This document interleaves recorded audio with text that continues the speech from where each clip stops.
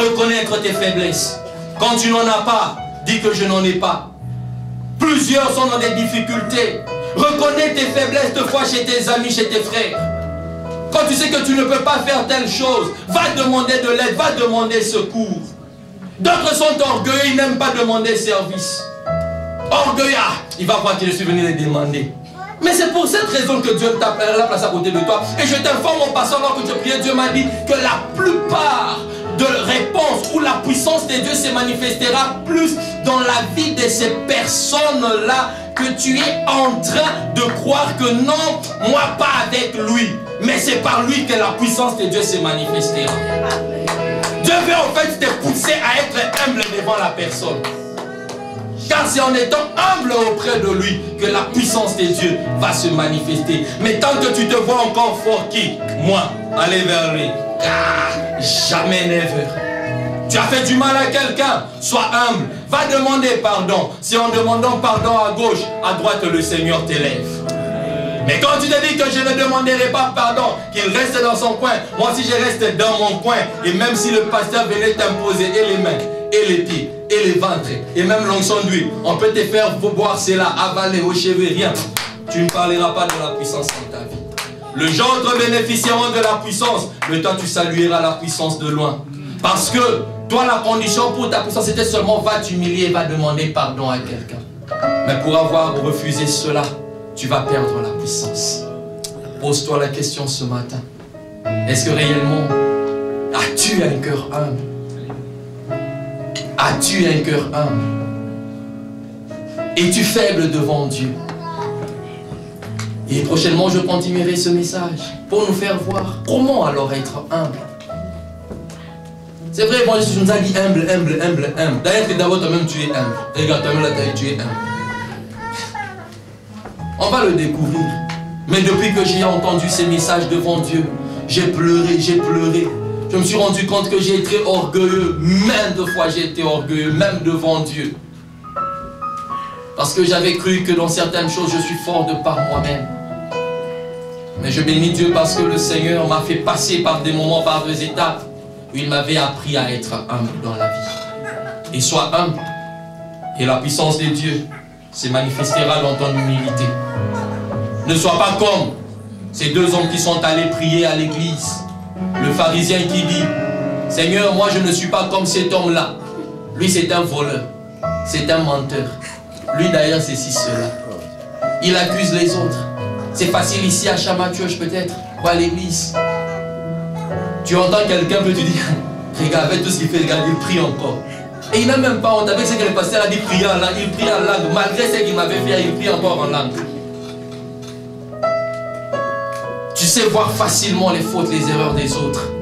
Mais qu'en est-il de tes fautes et de tes erreurs? Voilà pourquoi le pigeur, lui, il s'est mis à genoux. Il a dit, Seigneur, je ne sais même pas lever ma tête devant toi. Je ne sais même pas lever. L'autre dans l'église n'était là que pour accuser. Accuser. Il y a des gens qui sont champions à accuser les gens auprès de Dieu. Ils accusent facilement les gens auprès de Dieu.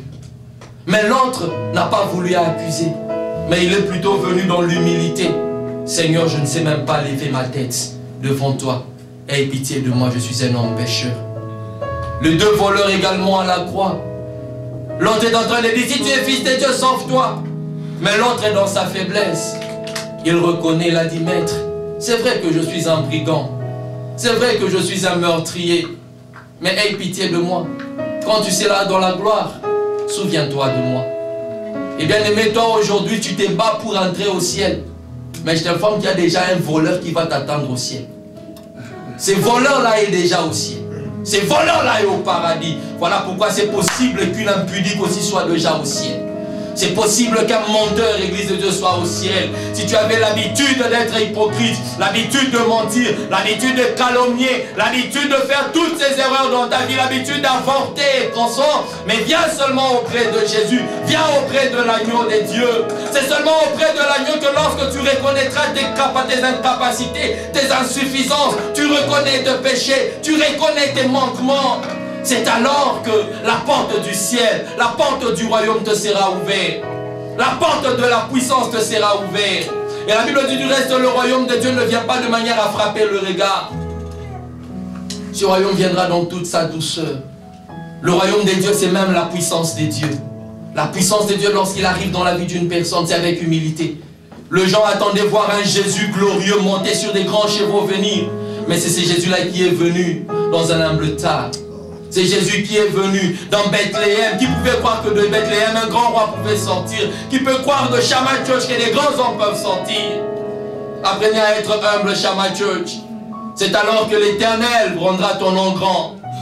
Ton nom grand. Ceux-là qui ont eu de noms grands, ce sont des gens qui ont eu à accepter de s'humilier comme le voleur. Qui ont dit, Seigneur, je suis incapable. Seigneur, je ne peux pas faire ceci. Je ne sais même pas pardonner mon frère. J'ai envie, mais je n'arrive pas à pardonner. J'ai envie de réparer, mais je n'arrive pas à réparer.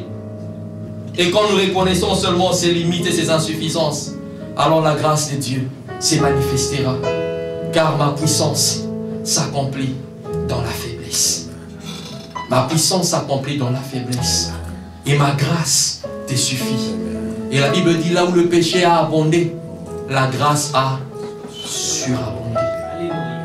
Si tu te crois être faible à cause d'un péché ou un magasin, un stock de péché, puisque la grâce de Dieu te suffit, c'est cette même grâce qui va devoir couvrir toutes tes erreurs. Nous courbons nos têtes dans la prière.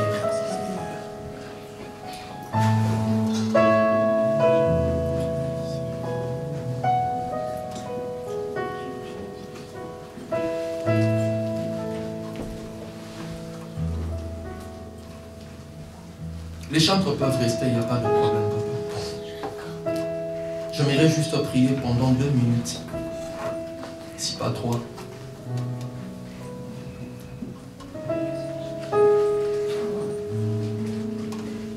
Avec quelqu'un d'humble. Quelqu'un qui s'est cru être fort de toutes ces années. Qui a cru qu'il pouvait tout de par lui-même. Même quand Dieu pouvait lui dire, va faire ceci. Il a dit, non, je ne veux pas faire. Alors que Dieu savait qu'en faisant cela, sa puissance se manifestera. J'aimerais prier avec quelqu'un qui se sent faible dans la prière. Il ne fait pas semblant ici. Moi, je prie beaucoup. Moi, j'ai lu la Bible beaucoup. Non. Quelqu'un qui sait reconnaître que non, Seigneur, je ne sais pas lire la Bible. Je ne lis même pas la Bible. Mais je veux aujourd'hui que ta puissance se manifeste dans ma faiblesse. Quelqu'un qui jeûnait autrefois.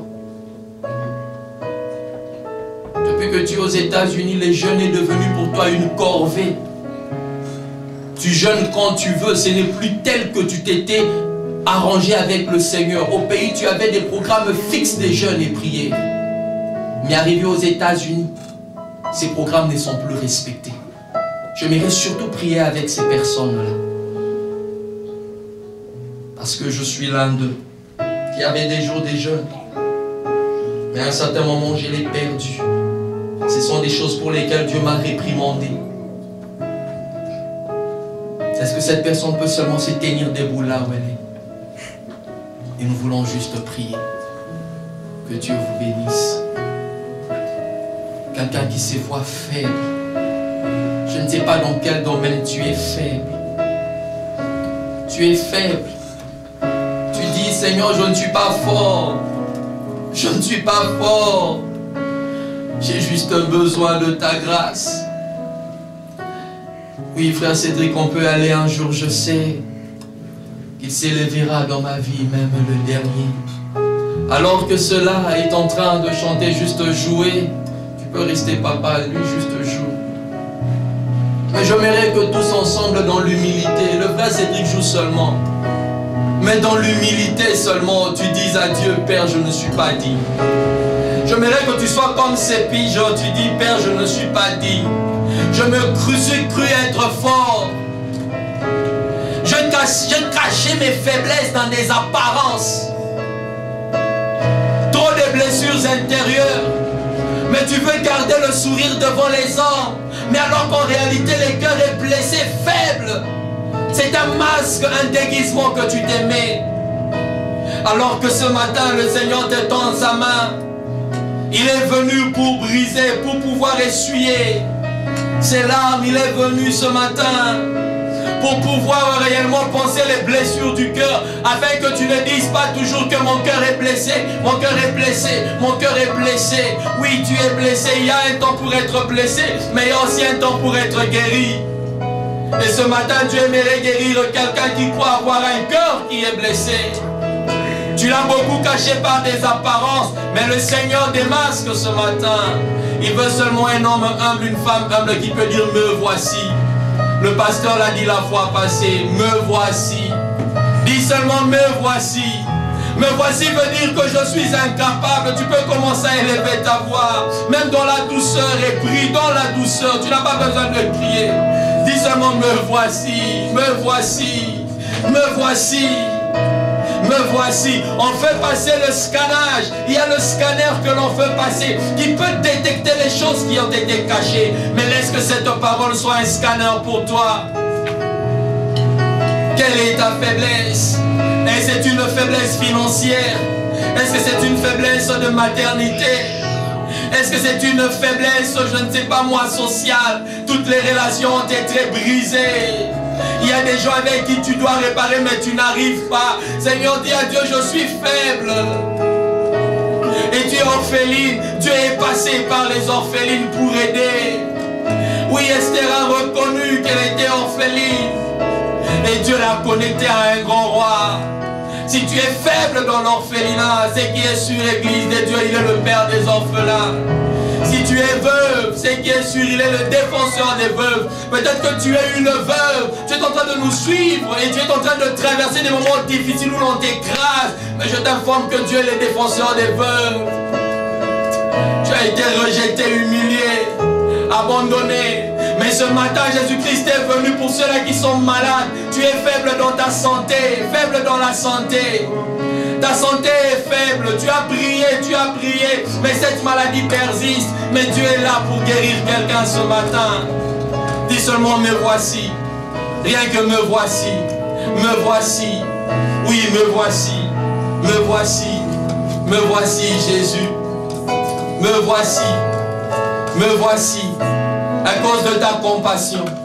Et à cause de ta compassion, tu as pris la condition humaine pour que nous soyons guéris. Oui, ces mains qui ont été clouées, ce sont ces mains qui n'ont cessé de nous bénir. Ces pieds qui ont été cloués, ce sont les mêmes pieds qui ne cessent de venir vers nous lorsque l'on se perd. La tête qui a été couronnée de pines, c'est la même tête qui continue à penser, à prier pour toi. Parce qu'il est plein d'amour, il est plein de miséricorde. Ce matin, regarde toute personne, Jésus, qui s'est présenté devant ton trône avec une faiblesse. Ça peut être une faiblesse dans la prière, une faiblesse dans le programme des jeunes, une faiblesse, oh Dieu, dans la lecture de la parole de Dieu.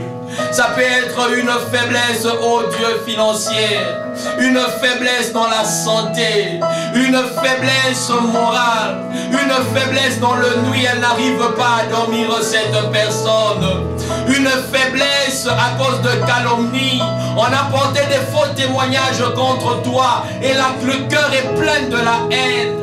Seigneur, cet homme est faible.